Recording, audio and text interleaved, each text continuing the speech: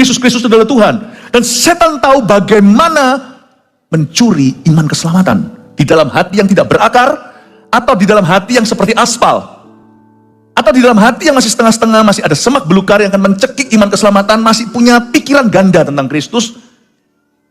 Roh dengan tegas mengatakan bahwa di akhir zaman banyak yang demikian. Sebab aku menyertai engkau. Janganlah bimbang, sebab aku ini Allahmu. Aku akan meneguhkan, bahkan akan menolong engkau. Aku akan memegang engkau dengan tangan kananku yang membawa kemenangan. Edukasi rohani. Saya ingin sekali menekankan bahwa angin akhir zaman itu semakin hari akan semakin buruk, bertiup melawan arus Yesus Kristus. Karena itu saya telah memilih beberapa pengajaran-pengajaran yang seperti Kristen tapi bukan.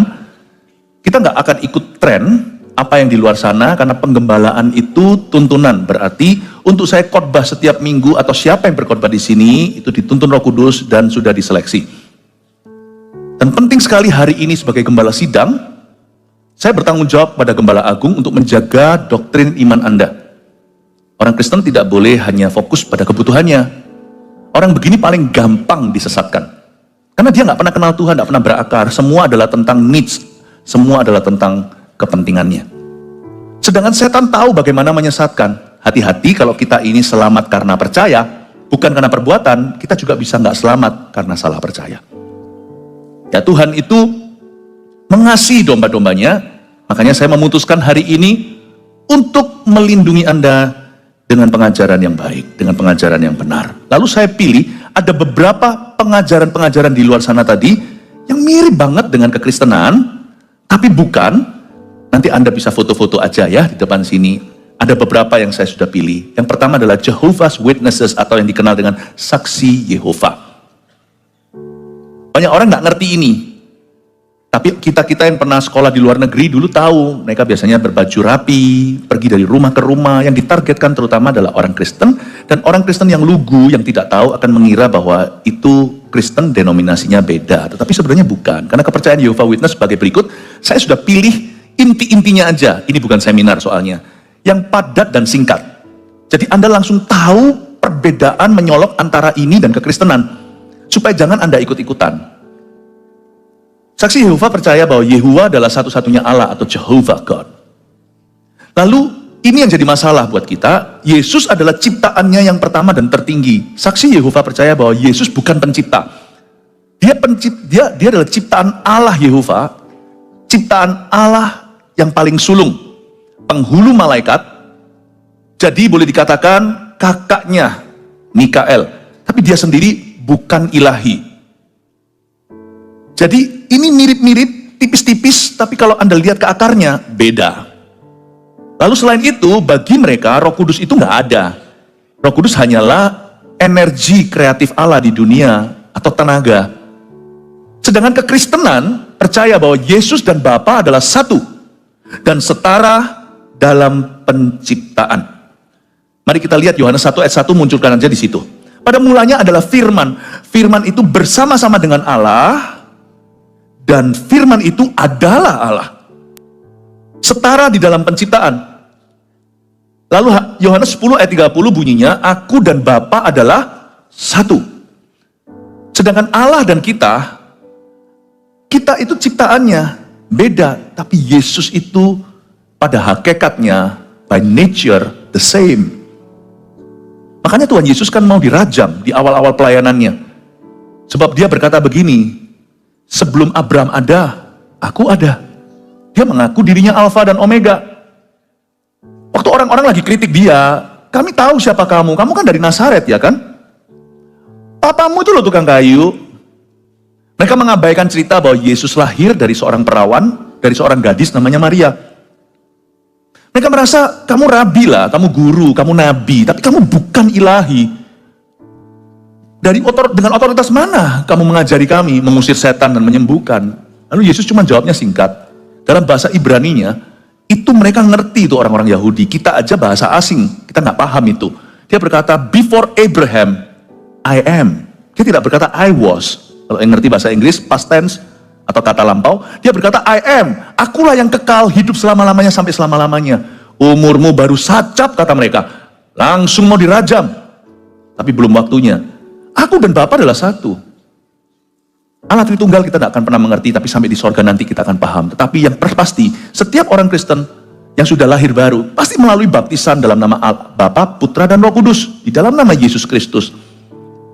Jangan coba to make sense. Karena kita mencoba untuk menyelidiki Allah, kita akan gagal total. Tapi kalau kita hanya mengenalnya dan terima dengan iman, luar biasa keselamatan.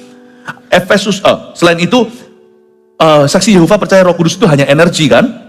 Sedangkan kekristenan percaya bahwa Roh Kudus adalah Allah. Efesus 4 ayat 30 sangat jelas sekali. Dan janganlah kamu mendukakan Roh Kudus Allah yang telah memeteraikan kamu menjelang hari penyelamatan. Bahasa Inggrisnya, do not grieve God the Holy Spirit. Roh Kudus Allah. Roh Kudus bukan tenaga. Dia seorang pribadi dan dia sama ilahi, Allah Bapa, Putra, dan Roh Kudus. Roh Suci adalah Allah Tritunggal. Jangan kau dukakan. Yohanes 14 ayat 26 bunyinya, tetapi penghibur, yaitu Roh Kudus yang akan diutus oleh Bapa dalam namaku. Dialah yang akan mengajarkan segala sesuatu kepadamu dan akan mengingatkan kamu akan semua yang telah kukatakan kepadamu. Jadi Roh Kudus itu mengajar dan mengingatkan. He's a person. Lukas 12 ayat 10, setiap orang yang mengatakan sesuatu melawan anak manusia, ia akan diampuni. Tapi barang siapa menghujat Roh Kudus, ia tidak akan diampuni. Sudah jelas kan? Bahwa dia adalah Allah. Ada tipe kedua. Sebenarnya ya, semua itu ada kemiripannya. Masing-masing akan menyerang pengajaran sentral Kristus. Jadi saya sebut ada 4 totalnya untuk mewakili semua gerakan baru. Jadi lucu. Yang namanya pengajaran-pengajaran yang mirip Kristen tapi bukan, itu sudah ada dari abad ke-1, abad pertama gereja mula-mula. Hanya dia berevolusi aja, namanya gonta-ganti. Tapi sebenarnya esensinya sama. Jadi sekarang Anda bisa mengerti pergerakan zaman. Kenapa kok muncul angin-angin baru? Kita nggak usah kejar satu-satu seperti anjing mengejar ekornya. Kita tidak mengikuti tren dunia. Kita di dalam gereja itu seperti rumah tangga, seperti keluarga besar, ada papa mama. Apa yang kita bicarakan itu adalah untuk pertumbuhan rumah tangga kita. Jadi kita tidak mengikuti. Dunia yang mengikuti kita. Dan saya merasa Kairos time, waktu ilahi telah tiba. Saya sebagai gembala sidang, ya, bertanggung jawab pada gembala agung untuk memberimu fondasi atau menguatkan struktur. Karena ini tidak boleh main-main. Kita selamat oleh karena percaya. Berarti kita binasa juga karena salah percaya. Setan tahu persis gimana mencubitmu, gimana mencuri, membunuh. Setan tahu. Karena itu penting sekali orang Kristen, anak Tuhan, apalagi yang sudah bergereja bertahun-tahun, harus bertumbuh dalam pengenalan yang benar. Dan pengenalan itu harus dimulai juga dengan pengetahuan yang betul. Nanti kalau Anda lihat ya, perbedaan antara gereja itu sebenarnya nggak prinsip. Jikalau perbedaan antara satu gereja dan satu denominasi dengan yang lainnya, jikalau itu berurusan dengan misalnya, apakah baptisan Roh Kudus itu selalu dengan tanda bahasa roh, itu nggak akan pengaruh keselamatan. Tapi senggol Kristus sebagai Tuhan, nah itulah keselamatan. Karena karunia itu fungsional. Kalau nggak mau ya nggak apa-apa. Misalnya ada orang yang percaya bahwa baptisan Roh Kudus itu diberikan saat orang lahir baru, udah inklusif tuh. Tapi ada yang percaya itu sebagai second blessing atau berkat kedua. Yaitu itu. Bukan berarti kalau orang dapat bahasa roh baru punya Roh Kudus. Waktu kita percaya Yesus, kita punya Roh Kudus. Roh Kudus masuk dalam hati kita. Kalau nggak gitu kita nggak mungkin bisa ngomong Yesus adalah Tuhan. Nggak mungkin kita bisa pengakuan iman dengan segenap hati lagi. Tetapi ada berkat kedua, itu seperti baptisan kuasa untuk kita berdoa dan menjadi saksi untuk mengalami yang namanya spirit-led life, hidup yang sungguh-sungguh peka dituntun oleh Roh Allah. Gereja kita percaya bahwa that is a second blessing to us. Kalau kita ketemu gereja yang nggak percaya itu, it's okay, shake hand, nggak apa-apa, karena nggak pengaruh ke keselamatan. Tidak membuat satu gereja itu menjadi bidat atau menjadi sesat, tidak. Disayangkan jikalau untuk urusan karunia senjata, gereja angkat senjata terhadap lawannya, tetap terhadap sesamanya. Itu namanya civil war atau perang saudara. Nggak usah sih menurut saya, nggak usah. Tapi kalau Yesus Kristus fondasi atau batu penjuru ini ditendang, nah itu sudah beda. Itu sudah bicara tentang salvation. Itu sudah bicara tentang Christian. Kristen pada core atau pada intinya itu adalah Jesus Christ as Lord. Yesus Kristus adalah Tuhan. Dan setan tahu bagaimana mencuri iman keselamatan di dalam hati yang tidak berakar, atau di dalam hati yang seperti aspal, atau di dalam hati yang masih setengah-setengah, masih ada semak belukar yang akan mencekik iman keselamatan, masih punya pikiran ganda tentang Kristus. Roh dengan tegas mengatakan bahwa di akhir zaman banyak yang demikian. Yang kedua, saya jelaskan tentang Mormonism atau yang dikenal dengan gereja Mormon. Saya ambil satu aja, cuman satu aja langsung tahu perbedaannya langit dan bumi dengan kita. Sudah seperti kiri kanan tidak ketemuan. Alkitab bagi mereka tidak lengkap dan tidak final. Tetapi terjemahan Joseph Smith, pendiri Mormon yang dianggap sebagai Nabi Mormon, adalah ilham yang benar. Sedangkan bagi kekristenan, bagi kita percaya bahwa Alkitab adalah kitab suci yang diilhami oleh Roh Kudus dan sudah final di kitab Wahyu. 2 Timotius 3:16 bunyinya, segala tulisan yang diilhamkan Allah memang bermanfaat untuk mengajar, untuk menyatakan kesalahan, untuk memperbaiki kelakuan, dan untuk mendidik orang dalam kebenaran. Bagi kita, Alkitab ini final. This is the word of God. Inilah firman yang diilhami. Sedangkan buku-buku Kristen yang lainnya itu hanya suplemen belaka. Termasuk buku-buku yang kita tulis dan sekarang dirilis di Pustaka Raja Wali, itu hanya tambahan. Kalau Anda terpencil di sebuah pulau misalnya, untuk waktu puluhan tahun kemudian, Anda hanya boleh bawa satu buku, buang buku-buku yang lain. Bawa Alkitab yang isinya 66 kitab. Kejadian sampai Wahyu ini sudah final. Inilah ilham. Yang lainnya itu hanyalah buku yang berfungsi sebagai vitamin rohani. Tapi inilah esensi firman. Nah, itu membuat perbedaan. Karena bagi gereja Mormon, Alkitab itu bukan the book, tapi one of the books. Salah satu buku. Mesti hati-hati. Wahyu 22 ayat 18-19 bunyinya, aku bersaksi kepada setiap orang yang mendengar perkataan-perkataan nubuat dari kitab ini. Jika seorang menambahkan sesuatu kepada perkataan-perkataan ini, maka Allah akan menambahkan kepadanya malapetaka-malapetaka yang tertulis di dalam kitab ini. Dan jikalau seorang mengurangkan sesuatu dari perkataan-perkataan dari kitab nubuat ini, maka Allah akan mengambil bagiannya dari pohon kehidupan dan dari kota kudus, seperti yang tertulis di dalam kitab ini. Memang ayat ini bukan bicara tentang semua kitab, tapi penutupan kitab, yaitu kitab Wahyu. Alkitab Kristen bukan yang paling banyak. Ya, ada juga kitab-kitab lain yang tidak dimasukkan di dalam kanonikal Alkitabnya Kristiani. Misalnya kitab Henok dan sebagainya.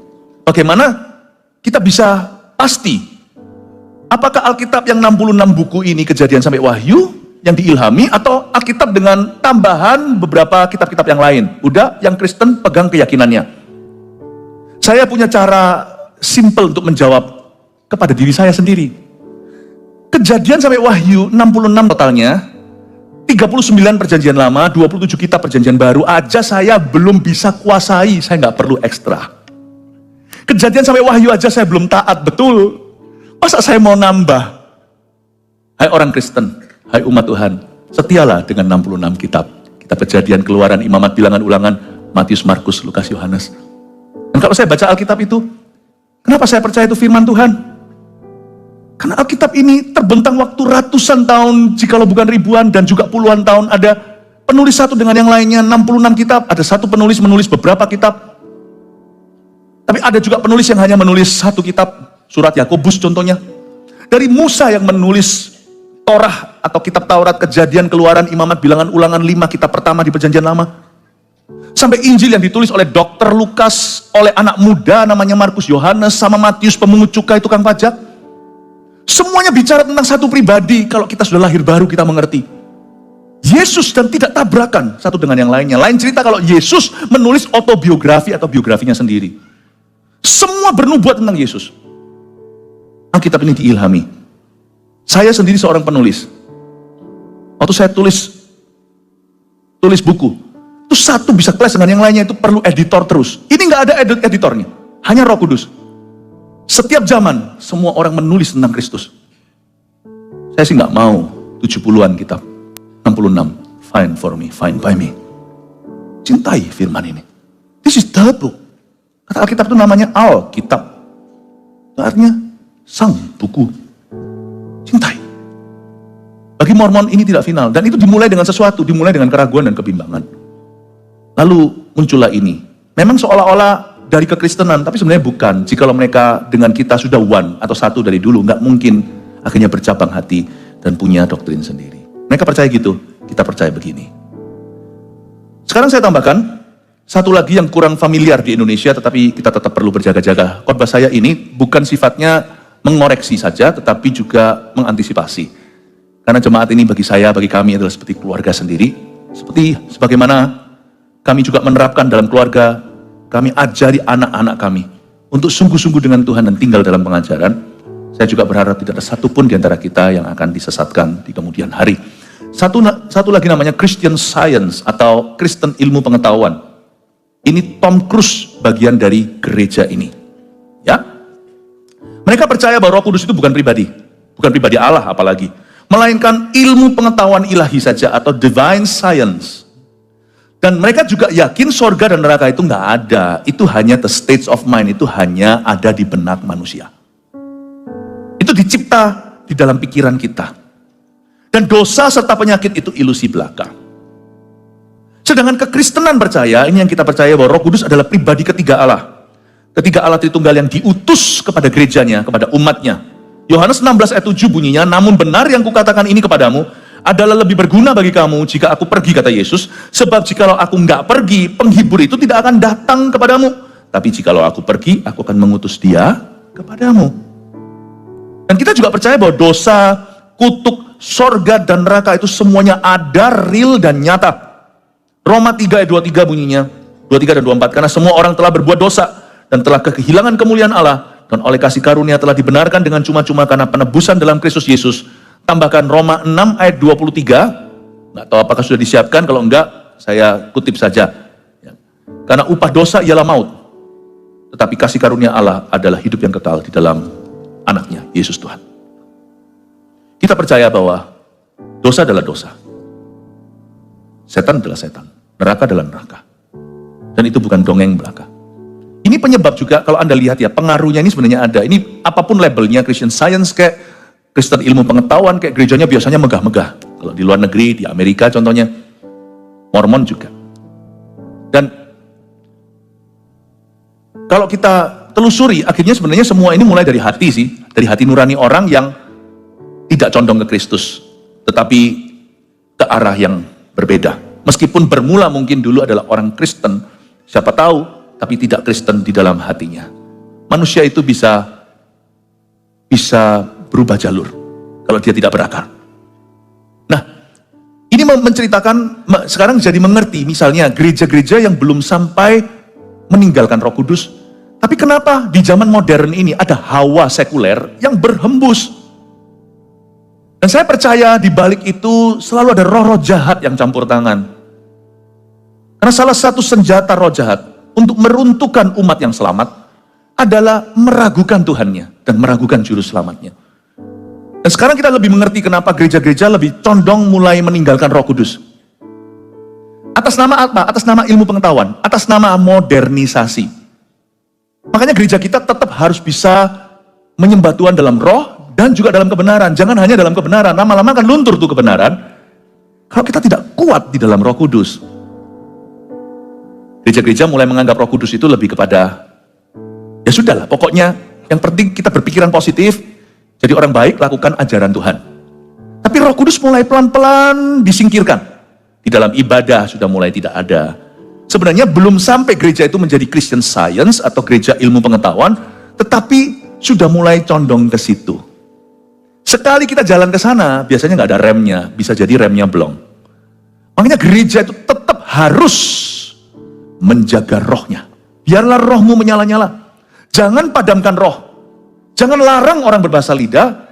Kalau pada tempatnya, yaitu saat menyembah, atau saat perkumpulan bersama, kita itu berdoa. Itu tools, itu instrumen dari Allah. Karena itu jangan sampai kita tanpa kita hati-hati, ternyata mulai digeser harapan kita, harapan Injil mulai digeser, mulai digoncang. Pergeseran yang boleh terjadi tahun ini yang dari Tuhan, bukan yang dirancang oleh setan. Tahun lalu kan saya sudah pernah nubuatkan, di akhir tahun 31 Desember, Anda yang datang masih ingat nggak? Saya bilang ada 3 hal ini jangan digeser di dalam alam roh. Yang satu, kesembuhan ilahi. Yang kedua, bahasa roh. Yang ketiga, persembahan persepuluhan. Sebab nanti tahun depan, waktu itu tahun 2023, old and new, waktu kita tutup tahun, saya berkata tahun depan ini akan diserang gila-gilaan. Anda yang ingat?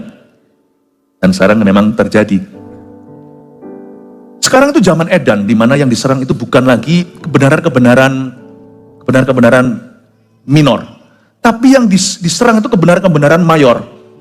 Yang utama, gak tanggung-tanggung, Yesus yang digunjang-ganjingkan. Dan perbincangan itu kalau di luar agama Kristen ya pahamlah, karena beda keyakinan. Tetapi di dalam kalangan Kristen itu terjadi. Itu salah satu tanda akhir zaman. Ya, yang digoncang itu hal-hal yang penting sekali, seperti bahkan Alkitab pun diserang. Satu lagi ya, yaitu liberal atau universal Christianity, atau Kristen liberal, yang ini luas dan lebar. Ini nggak bisa sebut apa dan apa, karena di dalamnya jatuh semua ke dalam kategori ini. Christian liberal atau liberal Christianity itu begini, kira-kira begini ya, pemahaman Kristen tidak boleh sempit lah guys. Tapi harus berkembang mengikuti zaman. Dan itu kalau diteruskan juga nggak ada batasnya. Bahkan nanti kita sudah sekarang mulai terdengar gereja yang menerima LGBTQ sebagai gaya hidup yang berbeda. Bukan sebagai dosa. Dengan alasan, Tuhan tidak akan menghakimi, Tuhan itu maha kasih. I understand. But in the wrong spirit, you're proclaiming God's love. Dalam roh yang salah, kita memproklamasikan kasih Allah. Kasih Tuhan itu tidak murah. Kasih Tuhan itu tidak lemah. Kasih Tuhanlah yang membuat dia digantung di kayu salib. Kasih Bapalah yang membuat beliau mengutus putranya mati dengan begitunya untuk dosa. Love is not weak. Love says wrong as wrong, right as right, forgiven as forgiven. Kasihlah yang membuat kita berani berkata salah adalah salah, benar di atas benar, salah di atas salah. Liberal universal Christianity ini akan membuat blur semua perbatasan-perbatasan itu, sehingga tidak perlu lagi pakai visa untuk keluar masuk ke Kristenan. Alkitab mengajarkan kebaikan, ini adalah kepercayaan Kristen universal, tetapi bukan otoritas kebenaran. The Bible is good, tapi bukan authority, dan tidak diilhami. Dan bahkan Alkitab itu ada kesalahannya loh dalam. Nah itu sebenarnya adalah pemikiran liberal. Itu sudah ada dari abad pertama gereja, sudah ada dari the first century, the early church. Itu sudah ada zaman dulu. Malah ada juga yang lain-lainnya seperti Gnosticism. Itu ngeroh banget, ngeroh sekali. Itu sudah ada dari zaman dulu. Jadi Rasul Paulus dan Rasul Petrus, Yohanes ada menyebut di dalam suratnya. Bahkan surat Yakobus, Bapak Yakobus, saudara Yesus yang akhirnya menjadi gembala sidang di Yerusalem, gereja pertama, dia menghadapi berbagai macam pengajaran sesat. Jadi kita tahu bahwa ini nothing new. Sedangkan kekristenan, bedanya dengan Kristen liberal di sini, pemberitaan tentang salib adalah satu-satunya berita keselamatan. 1 Korintus pasal 1 ayat 18, sebab pemberitaan tentang salib memang adalah kebodohan bagi mereka yang akan binasa. Tapi bagi kita yang diselamatkan, pemberitaan itu adalah kekuatan Allah. Jadi pemberitaan salib itu memang kebodohan bagi orang yang tidak percaya. Galatia 5 ayat 11, Paulus mengeluh. Dia berkata gini, dan lagi aku ini. Saudara-saudara, jika aku masih memberitakan sunat, atau apa yang bisa diterima oleh zaman, mengapakah aku masih dianiaya juga? Sebab kalau demikian salib bukan batu sandungan lagi. Paulus berkata, aku memberitakan Injil tanpa kompromi, sekalipun aku mengasihi orang Yahudi sebagai orang Yahudi, aku mengasihi orang Yunani sebagai orang Yunani. Aku mencintai mereka, bahkan aku mau loh dipisahkan dari Kristus demi Israel, agar Israel jangan binasa. Jangan pertanyakan kasihku. Namun demikian, aku memberitakan salib, bukan sesuatu yang religious and good idea atau ide yang bagus. Bukan sesuatu yang religius. Aku memberitakan kebenaran, the truth, nothing but the truth. Hanya kebenaran saja. Dan oleh karena itu aku dianiaya. Karena di zaman itu lebih bisa diterima kalau kita itu bisa liberal atau lebih terbuka. Udahlah, ikuti zaman. Waktu itu orang-orang Yahudi percaya dengan hukum sunat. Pokoknya nggak disunat secara lahiriah, kamu nggak akan masuk surga. Paulus memberitahu tidak betul, bahwa hanya satu jalan, yaitu melalui Yesus saja. Orang Yahudi ngamuk, Orang Yunani ngamuk. Kalau gitu berarti, kalau kamu bilang Yesus satunya jalan, semua teman-temanku ini di Athena, semua binasa dong. Semua filosofi, filsafat itu. Filosofer semua. Sedangkan yang Yahudi berkata, nggak bisa. Hanya sunat. Kamu melawan Musa. Paulus berkata, no, I'm preaching the gospel. Aku memberitakan Injil. Aku punya keyakinan yang kokoh. Dia pergi ke kota metropolitan, New Yorknya zaman itu. Dia memberitakan Injil, lalu dia ngomong gini di Roma 1 ayat 16. I am convinced of the gospel, I'm not ashamed of the gospel. Paulus ini cendekiawan. Aku tidak malu memberitakan Injil, karena Injil adalah kekuatan Allah untuk menyelamatkan. Karena dia tidak kompromi. Dia dianiaya kanan kiri. Aniaya dari kemah Yahudi, dan dari kemah Yunani. Dan dari kemah Romawi. Orang-orang di Roma, banyak Kristen liberal. Terbukalah semuanya. Yang namanya multiculture atau multi budaya. Jadi sudah nggak ada bedanya, nggak apa-apalah. Semua jalan menuju ke Roma itu pepatah zaman itu. Itu munculnya di zaman Paulus. Hari-hari itu semua orang tahu ada banyak jalan lah ke Roma, nggak harus melalui satu. Sehingga Yesus menjadi bukan Yesus lagi. Tapi orang masih mengaku percaya Yesus. Dan ini bahaya. Paulus berkata seperti ini di Roma 1 ayat 16 tadi yang saya sebutkan. Sebab aku mempunyai keyakinan yang kokoh dalam Injil. Karena Injil adalah kekuatan Allah yang menyelamatkan setiap orang yang percaya. Berita salib itu. Pertama-tama orang Yahudi, tapi juga orang Yunani. Sebab di dalamnya nyata kebenaran Allah yang bertolak dari iman dan memimpin kepada iman. Seperti ada tertulis, orang benar akan hidup oleh iman. Bedanya dengan Kristen liberal, kita percaya bahwa Alkitab adalah firman Tuhan yang sempurna. Otoritas tertinggi orang percaya, itu bukan pengalaman atau pemikirannya. Tapi what the Bible says, apa kata the scriptures, atau apa kata Alkitab. Mazmur 119 ayat 89 bunyinya, untuk selama-lamanya ya Tuhan, firman-Mu tetap teguh di sorga. Ada satu buku, meskipun yang nulis jari jemari manusia, para nabi, dan manusia dari berbagai profesi seperti Amos, ya kitab yang jarang dibahas di perjanjian lama. Dia seorang petani, saudara. Sebagian lagi ditulis nelayan, ada juga cendekiawan seperti Paulus. Tapi semua firman ini sekalipun ditulis oleh jari manusia, tapi diilhami oleh Roh Allah. Jadi sampai selama-lamanya firman-Mu tetap teguh di sorga. Matius 24 ayat 35, langit dan bumi akan berlalu, tapi perkataanku tidak akan berlalu. Kejadian sampai Wahyu. Yesus adalah Tuhan dan satu-satunya jalan ke sorga, itu yang kita yakini, yang membuat kita beda dengan Kristen liberal. Yesus hanya satu-satunya jalan. Kata Yesus kepadanya, Yohanes 14, akulah jalan dan kebenaran dan hidup. Tidak ada seorang pun yang datang kepada Bapa kalau tidak melalui aku. Kisah Para Rasul 4 ayat 12 bunyinya, dan keselamatan tidak ada di dalam siapapun juga selain di dalam Dia. Sebab di bawah kolong langit ini tidak ada nama lain yang diberikan kepada manusia yang olehnya kita dapat diselamatkan. Yesus adalah Tuhan. Jesus is Lord. Yang membuat Kristen beda, bukan hanya kita percaya Dia sebagai juru selamat, apalagi hanya nabi atau guru. He has become our Lord. Ketuhanan Yesus Kristus itu hanya satu. Hanya ada satu jalan. Dan itu yang membuat Kristen lahir baru. Itu yang membuat kita itu Kristiani. Because Jesus is Lord. Yesuslah Tuhan. Dan Dia satu-satunya jalan. Menurut saya, kalau Yesus bukan satu-satunya jalan, namun demikian Ia mati di kayu salib, Dia adalah orang yang paling konyol kematiannya. Kalau misalnya Anda harus cangkok ginjal, lalu ambil ginjal anakmu, atau sebaliknya anaknya yang gagal ginjal, cangkok ginjal papa atau mamanya.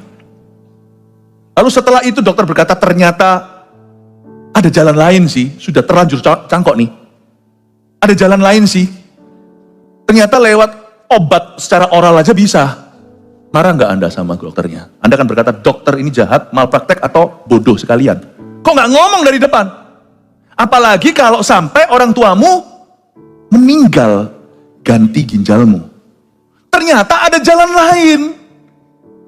Lewat salep yang dioles dengan kebaikan bisa. Bukankah konyol dan kematian itu sia-sia? Anda tidak akan bisa memaafkan dirimu, dan orang tua Anda yang sudah meninggal itu berkata, oh ternyata ada jalan lain lah, ngapain aku mati? Kalau memang ada jalan lain, Yesus tidak usah mati lah. turunnya aja begitu susah di palungan. Kalau memang dia bukan satu-satunya jalan. Ini yang membuat kita adalah Kristen. Dan yang lain ini, yang barusan saya sebutkan liberal itu bukan. Karena kita percaya Yesus adalah jalan. Siapa yang percaya Yesus adalah jalan keselamatan, kebenaran, dan hidup? Berikan tepuk tangan untuk Tuhan. Haleluya. Singkat ya, simple ya. Sekarang saya coba untuk menjelaskan ayat per ayat. Sekarang kita baca lagi. Setiap ayat saya akan jabarkan. Di dalam 1 Timotius pasal 4 yang kita baca tadi, ayat 1 sampai 6, di dalam Alkitab kita, Lembaga Alkitab Indonesia, tertuliskan tugas Timotius dalam menghadapi pengajar sesat. Ya, penterjemah Alkitab ke bahasa kita membubuhkan tambahan judul. Itu tidak diilhami, itu hanya supaya kita tahu putusnya di mana setiap perikop firman. Tugas Timotius dalam menghadapi pengajar sesat, sebuah rangkuman. Saya hari ini jadikan topik judul itu, tugas kita dalam menghadapi pengajar sesat. Ayat 1 mulai dulu, tetapi roh kudus dengan tegas, jadi sudah jelas. Dia sangat lugas. Dia menegaskan bahwa di akhir zaman akan ada fenomena ini, tapi jangan kira ini sesuatu yang baru, ini sudah ada dari zaman dulu. Dan nanti ya lihat ya, 10 tahun kemudian masih ada lagi angin-angin baru dan trending. Dan dunia tidak akan pernah belajar.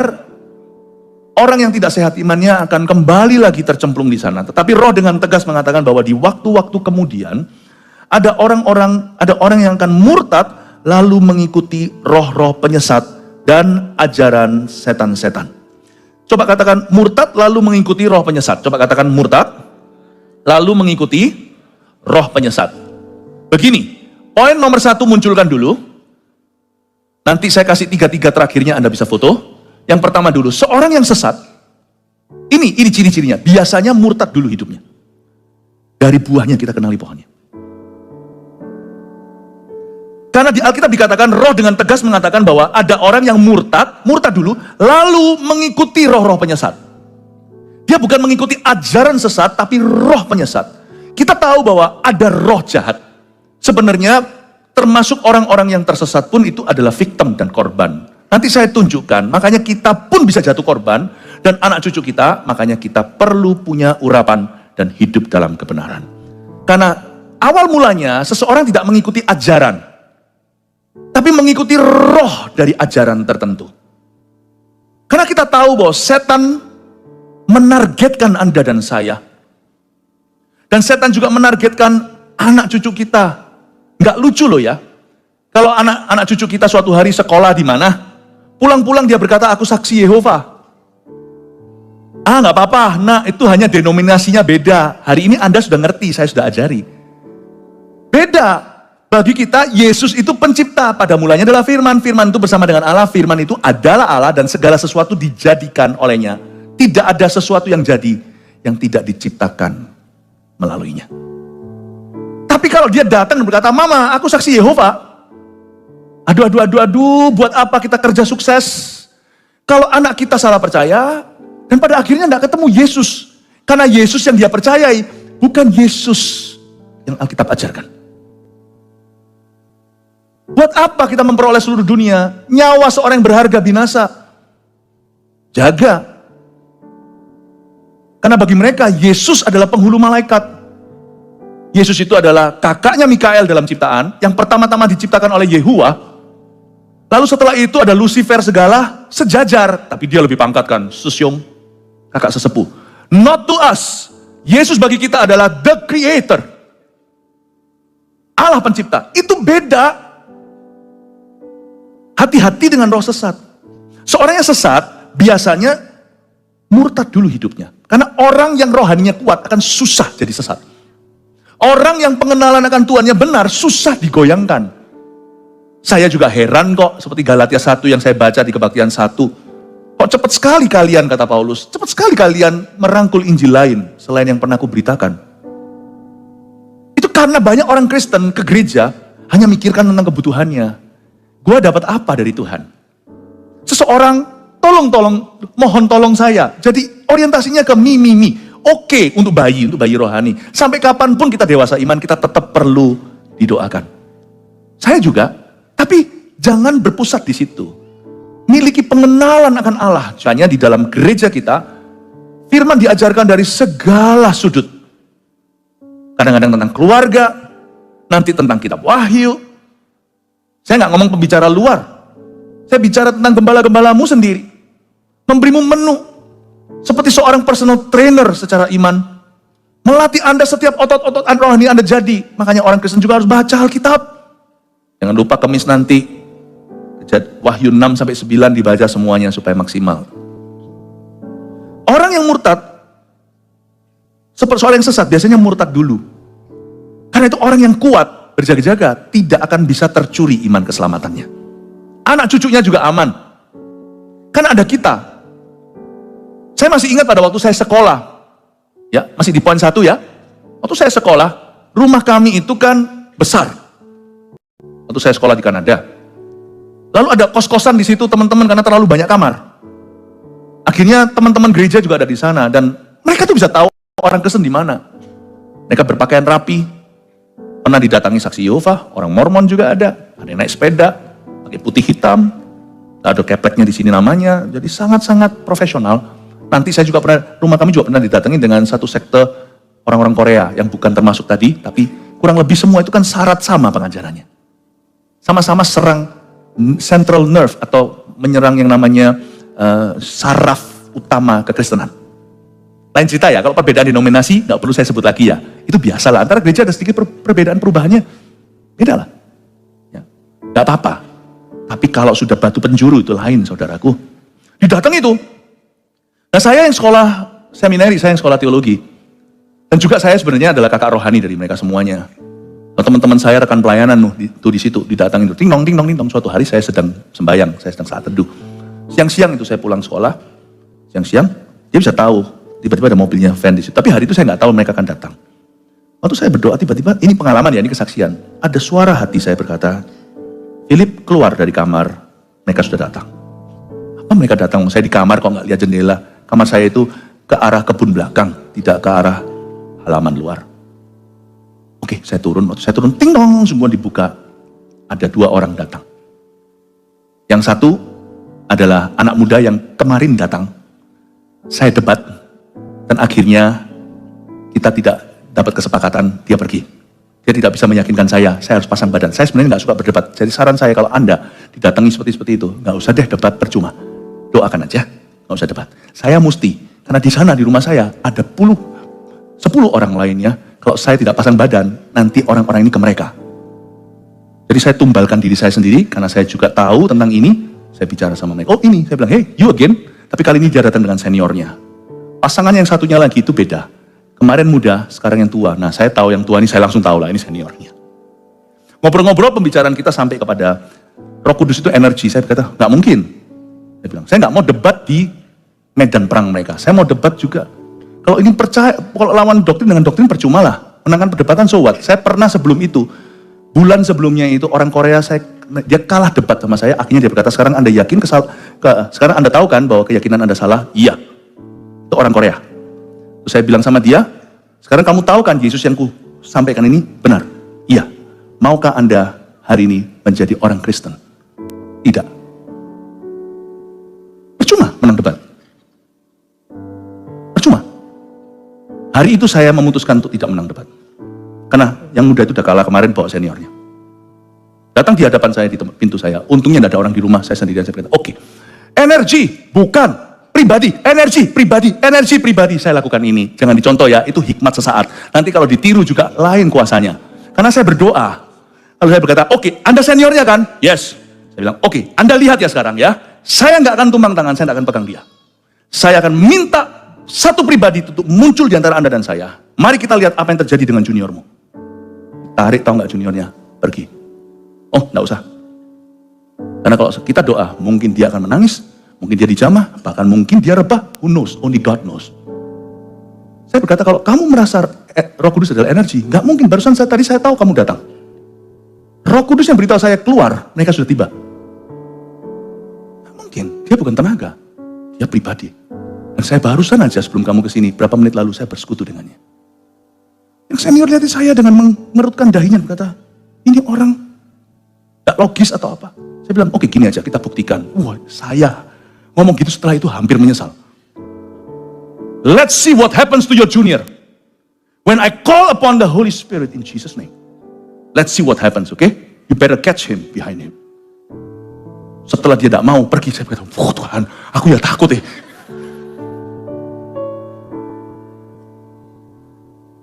You see, seorang yang sesat biasanya murtad dulu hidupnya. Dari buahnya kita kenali pohonnya. Kita itu gampang termakan berita. Jadi misalnya ada orang membahas seseorang yang lain. Kadang-kadang kita termakan dengan berita itu, kita lupa orang pertama yang membahasnya itu siapa dia. Dicek dong. Pasti ada yang nggak beres. Tapi memang ya nggak bisa apa-apa. Kalau memang salah ya perlu diekspos. Tapi dalam hal ini jeruk makan jeruk. Salah sebut salah, maling teriak maling.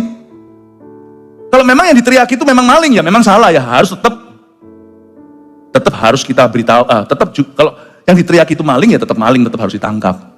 Tapi jangan sampai orang yang gebuki maling itu tidak ditangkap pula. Kan kerap kali terjadi, maling ayam contohnya, sepeda motor, lalu satu kampung keluar gebukin dia. Maling itu salah, yang gebukin itu lolos, asik hari ini aku latihan tinju. Nggak ada urusannya sama dia, memang harus tangkap. Tangkap sih tangkap, kenapa digebuki sampai babak belur, nggak diserahkan ke yang wewenang. Kadang-kadang kita termakan dengan itu, kita gagal fokus bahwa ada pula yang lebih salah. Makanya jangan salah, makanya kita harus bijaksana. Tapi jangan mudah di zaman hoax ini, forward dan sebagainya. Jangan ikut-ikutan tren-tren atau yang viral-viral. Urusi rumah tanggamu, gereja kita bertumbuh dengan sehat dalam ajaran. Dan kita semua berbuah lebat. Karena zaman seperti ini, biasalah itu, dari zaman dulu udah ada. Sebab orang yang sesat biasanya murtad dulu. Dari buahnya kita langsung kenali pohonnya. Ayat 2, oleh tipu daya pendusta-pendusta yang hati nuraninya memakai cap mereka. Mereka itu melarang orang kawin, melarang orang makan makanan yang diciptakan Allah, supaya dengan pengucapan syukur dimakan oleh orang yang percaya dan yang telah mengenal kebenaran. Ayat 2. Katakan hati nuraninya memakai cap mereka. Coba katakan hati nuraninya memakai cap mereka. Yang kedua, yang saya pelajari tentang pengajaran-pengajaran yang miring adalah bahwa pengajaran sesat itu sebenarnya bersifat roh. Yes, yang memikat hati nurani yang sudah syarat dengan dosa. Sekali lagi hati-hati dengan suam-suam kuku. Biasanya domba yang lemah yang kena. Lemah atau enggak tidak tergantung berapa umur usia kekristenanmu. Tetapi keseriusanmu dengan Tuhan Yesus dan pengajarannya. Niat hatimu untuk bertumbuh. Pengajaran sesat itu sifatnya hati nurani memakai cap mereka. Pengajaran sesat itu bersifat roh. Kenapa dia sangat memikat? Karena itu spirit. Lalu memikat hati nurani yang memang sudah syarat dengan dosa. Saya punya seorang teman di sekolah teologi. Ya, saya nggak pernah cerita ini sama sekali, dan saya juga nggak perlu sebut nama, toh Anda nggak kenal, dan dia juga bukan orang Indonesia, orang Barat. Dahulu, dia adalah seorang siswa seminari yang mau jadi hamba Tuhan, mau menggembalakan jemaat. Tapi terakhir sudah menjadi saksi Yehova. Waktu saya masih kuliah. Tapi saya sudah melihat tanda, harusnya saya ngerti, cuman saya kurang peka, gitu-gitu kurang pengalaman waktu itu. Teman saya itu, hatinya kepahitan. Dia sebenarnya itu tidak tertarik dengan doktrin, tapi hatinya sudah syarat. Hati nuraninya itu udah salah, tinggal kena cap mereka, udah gitu aja. Lalu suatu hari didatangi, kena lah dia. Kenapa 10 orang makan di depot itu, 9 gak apa-apa, 1 sakit perut. Food poisoning lagi, harus diinfus. Karena yang lainnya menter kali. Lagi kuat tuh antibody, tapi yang satu lagi lemah, kena lah dia. Diare, muntah. Teman saya ini harusnya saya tahu, aduh saya tuh nyesel-nyesel loh. Kenapa saya gak rangkul dia? Kok saya gak bisa melihat ini? Saya gak bisa melihat syarat bahaya. Dia itu sudah mulai kepahitan. Orang yang ngeluh. Padahal dia masih percaya Kristus dan dia mau jadi hamba Tuhan. Waduh. Tapi orangnya itu gimana ya? Kepahitan. Dan mulailah dia berdebat dengan profesor yang ngajar ini. Lama-lama dia kesleo. Datanglah salah satu daripada orang tamu yang tidak diundang itu. Kena lah dia. Gampang gitu aja kena. Jadi Bapak Ibu Saudara, kalau hidupmu tidak sehat, di zaman ini yang hawanya syarat, hati-hati sesat. Tentang sosial media juga, sosial media itu hambamu bukan Tuhanmu. Dan sosial media bukanlah sumber kebenaran. Pakailah itu untuk kebaikan, bukan pakai untuk curhat. Anda tidak akan pernah ketemu di sosial media saya, atau bahkan di profil, jika ada yang di dalam kontak saya, nggak mungkin saya curhat. Gitu aja sombong, nggak mungkin begitu. Pamer lu, nggak usah begitu. Atau saya marah dengan siapa? Tolong ya, lain kali ya, kalau di restoran ini ya, kalau saya sudah datang dulu, jangan dikasih ke pelanggan lain. Ya ngomong dong ke restorannya, jangan ke sosial media. Anda bisa dapat pembenaran, tapi Anda mengkamiri orang-orang yang nggak perlu tahu. Nggak ada urusan. Anda mungkin dibenarkan satu hal itu, tapi Anda semakin salah di depan Tuhan. Nggak gitu caranya. Orang yang syarat, gampang kena cap mereka. Karena kita harus mengerti bahwa ini adalah roh yang memikat. Saya nggak main-main dengan ini. Karena itu saya beritahu pada orang-orang yang kos di rumah saya waktu itu. Saya beritahu, kalian ya, nehi ya, jangan sekali-kali temui orang-orang itu. Lu jangan remehkan, karena mereka ini bukan bawa pengajaran. Spirit. Oke? Tapi biasanya di ayat 3 pengajarannya itu pasti nggak imbang. Melarang orang ini, melarang orang itu. Pasti ada sesuatu yang tidak diajarkan firman, tapi ada pengajaran sentral yang diserang. Ayat 4, karena semua yang diciptakan Allah itu baik, dan suatu pun tidak ada yang haram, jika diterima dengan ucapan syukur, jaga hatimu dengan ucapan syukur. Sebab semuanya itu dikuduskan oleh firman Allah dan oleh doa. Ayat 5, sebab semuanya itu dikuduskan oleh firman Allah dan oleh doa. Zaman sekarang sekali lagi, yang diserang itu Alkitab malahan. Luar biasa, kalau dulu cuma pengajaran-pengajaran dijadikan debat, sekarang Alkitab menyeluruh itu diserang. Bahwa Alkitab itu tidak perfect, Alkitab itu salah, Alkitab itu masih ada celahnya. Dan bahkan kontroversial satu dengan yang lainnya, luar biasa. Saya mau kita semua belajar dari Billy Graham. Billy Graham ini seorang orang barat, orang Amerika, pikirannya logis. Main otak, itu pakai otak kiri. Pikirannya logika. Suatu hari sebelum dia menjadi penginjil yang hebat, hatinya berkecamuk sekalipun dia belajar firman. Kok bisa saya yakin kejadian sampai wahyu itu Alkitab ini sungguhan firman Allah? Susah untuk membuktikan. Anda kalau mau berdebat dengan orang yang memang sudah meragukan ya percuma. Tapi kita yang punya Yesus dalam hati, kita tahu. Kesaksian roh kita itu dapat. Dan kita tidak bisa menang ini lewat debat. Kita tidak bisa meyakinkan orang lewat perdebatan. Di dalam hati kita itu ada keyakinan bahwa this is firman Tuhan. Billy Graham membawa Alkitab itu. Dan dibawa di halaman belakang atau di mana, in the woods atau di hutan. Dan dia dengan Tuhan sendirian, dia memang cari tempat menyendiri dan berkata, from now on by faith, I accept this as your ultimate word. Mulai hari ini, aku dengan iman percaya bahwa Alkitab ini adalah firman Tuhan. Sejak hari itu, kita tahu Billy Graham yang kita kenal dalam sejarah gereja, sebagai seorang yang memberitakan Injil, dalam kalimat beliau setiap kali khotbah, KKR-nya tidak pernah gagal mengucapkan, the Bible says, the Bible says, the Bible says. Dan itu yang membuat jutaan bahkan miliaran orang terima Tuhan. Bapak Ibu Saudara, tidak usah masuk ke dalam dunia pembuktian. Saksian rohmu sendiri akan dapat. Oh, if you have accepted Jesus as your Lord, kalau Anda sudah menerima Yesus sebagai Tuhanmu, dalam hatimu tahu bahwa ini firman Allah. Dengan selalu mengingatkan hal-hal itu kepada saudara-saudara kita, ayat 6, engkau akan menjadi seorang pelayan Kristus, Yesus yang baik, terdidik dalam soal-soal pokok iman kita dan dalam ajaran sehat yang telah kau ikuti selama ini. Bagus sekali ayat 6 konklusi. Paulus berkata begini sama Timotius, kamu harus mengingatkan hal itu loh ya kepada jemaat. Engkau sendiri akan menjadi seorang pelayan Kristus Yesus yang baik, hamba Tuhan yang baik dan benar. Terdidik dalam soal-soal pokok iman dan dalam ajaran sehat yang kau ikuti selama ini. 3, tulislah di sini. Ini adalah pesan Tuhan untuk kita semuanya, untuk selalu hidup dalam roh dan ajaran yang sehat. Lalu ingatkan saudara-saudara seiman. Wahyu pasal 10. Kitab terbuka. Dan aku melihat seorang malaikat lain yang kuat turun dari sorga, berselubungkan awan dan pelangi ada di atas kepalanya, dan mukanya sama seperti matahari, dan kakinya bagaikan tiang api. Dalam tangannya ia memegang sebuah gulungan kitab kecil yang terbuka.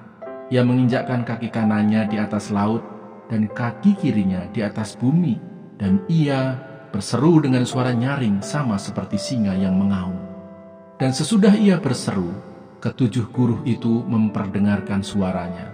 Dan sesudah ketujuh guruh itu selesai berbicara, aku mau menuliskannya, tetapi aku mendengar suatu suara dari surga berkata, meteraikanlah apa yang dikatakan oleh ketujuh guruh itu, dan janganlah engkau menuliskannya.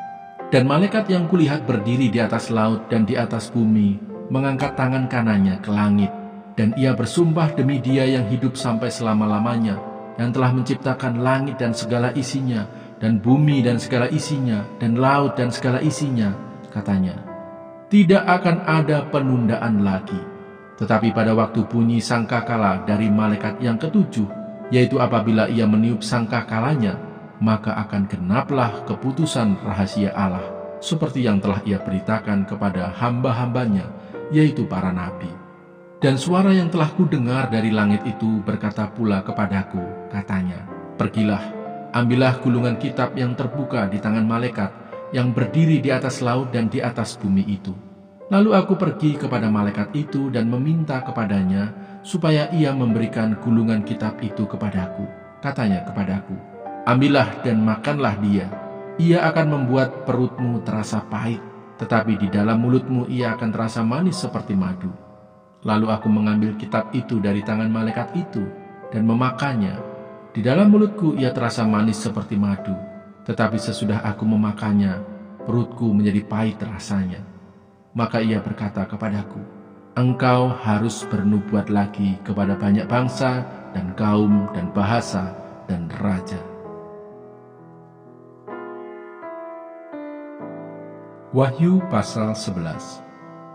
Dua saksi Allah.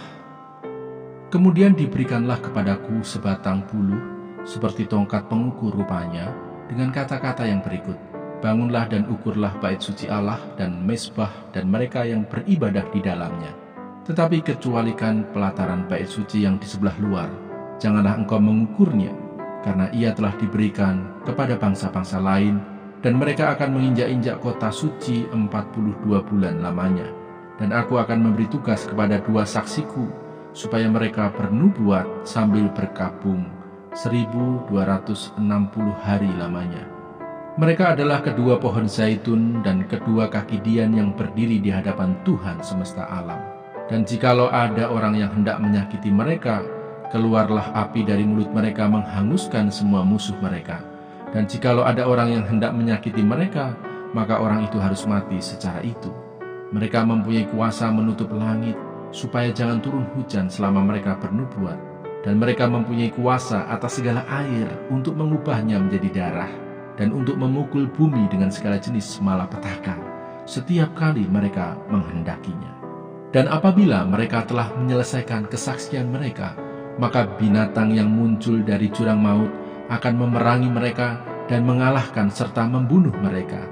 Dan mayat mereka akan terletak di atas jalan raya kota besar, yang secara rohani disebut Sodom dan Mesir, di mana juga Tuhan mereka disalibkan. Dan orang-orang dari segala bangsa dan suku dan bahasa dan kaum melihat mayat mereka 3,5 hari lamanya, dan orang-orang itu tidak memperbolehkan mayat mereka dikuburkan. Dan mereka yang diam di atas bumi bergembira dan bersukacita atas mereka itu, dan berpesta dan saling mengirim hadiah, karena kedua nabi itu telah merupakan siksaan bagi semua orang yang diam di atas bumi. 3,5 hari kemudian masuklah roh kehidupan dari Allah ke dalam mereka, sehingga mereka bangkit, dan semua orang yang melihat mereka menjadi sangat takut. Dan orang-orang itu mendengar suatu suara yang nyaring dari sorga berkata kepada mereka, naiklah kemari. Lalu naiklah mereka ke langit, diselubungi awan, disaksikan oleh musuh-musuh mereka. Pada saat itu terjadilah gempa bumi yang dahsyat, dan 1/10 bagian dari kota itu rubuh, dan 7.000 orang mati oleh gempa bumi itu, dan orang-orang lain sangat ketakutan, lalu memuliakan Allah yang di sorga. Celaka yang kedua sudah lewat, lihatlah, celaka yang ketiga segera menyusul. Janganlah takut, sebab aku menyertai engkau.